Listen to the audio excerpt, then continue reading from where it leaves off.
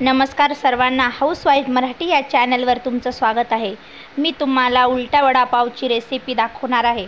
उलटा वडापाव बघा किती छान बनले आहेत।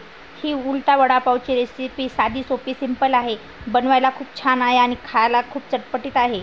चला तर बनवूया उलटा वडापाव रेसिपी। उलटा वडापाव हा मुंबईचा स्पेशल उलटा वडापाव आहे। वडापाव बनवण्यासाठी मी दुकानामधून पाव आणले।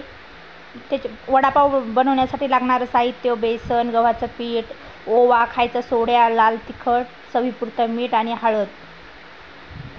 एका बाउलमध्ये मी 1 वाटी बेसन घेतलं, थोडंसं गव्हाचं पीठ घेतलं, त्याच्यामध्ये ओवा कुस्करून टाकला, नंतर खायचा सोडा टाकला थोडासा। खायचा सोडा टाकला की मस्त वडापाव फुगून येतो, जास्त चांगला बनतो।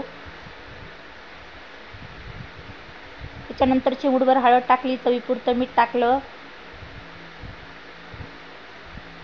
वडापाव उलटा वडापाव म्हटलं की तोंडाला पाणी सुटतं आणि हे वडापाव पावसाळ्यात तर खूपच छान लागतात आणि मुंबईमध्ये खायला तर खूपच छान लागतात। हे वडापाव आपण मिरचीसोबत खाऊ शकतो, पावासोबत पण खाऊ शकतो।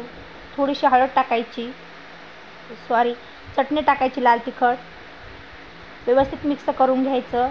बॅटर हे जास्त पातळ नाही बनवायचं, थोडंसं घट्टसरच राहू द्यायचं, नाहीतर ते पाव जे दिसतात आपण तळल्यानंतर।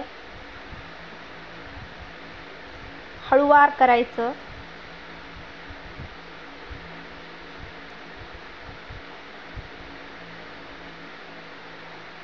मुंबईमध्ये वडापाव उलटा खूप छान राहतो, नाशिकमध्ये पण भेटतो, पुन्हा पुणेमध्ये पण वडापाव खूप छान लागतात।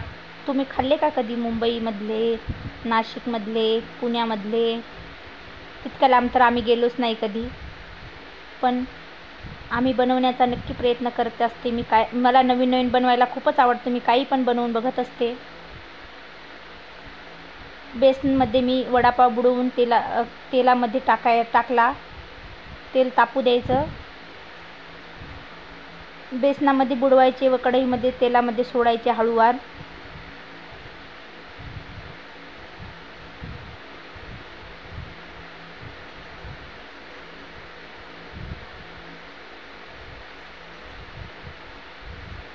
झाऱ्याने थोडं थोडं तेल टाकायचं वरतून।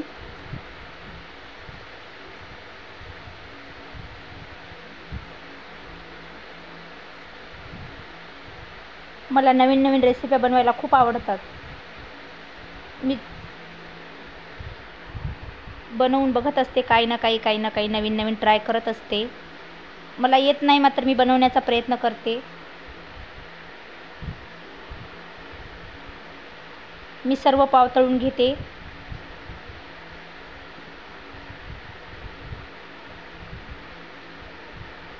बघा किती छान पाव झाले, तळले मी। असे पूर्ण पाव मी तळून घेतले।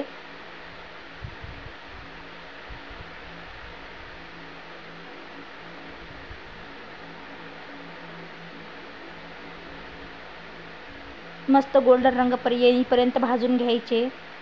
तुम्हाला जर माझी रेसिपी आवडली असेल तर माझ्या चॅनलला लाईक, शेअर, सबस्क्राईब नक्की करा आणि माझा व्हिडिओ बघितल्याबद्दल तुमचं मनापासून धन्यवाद।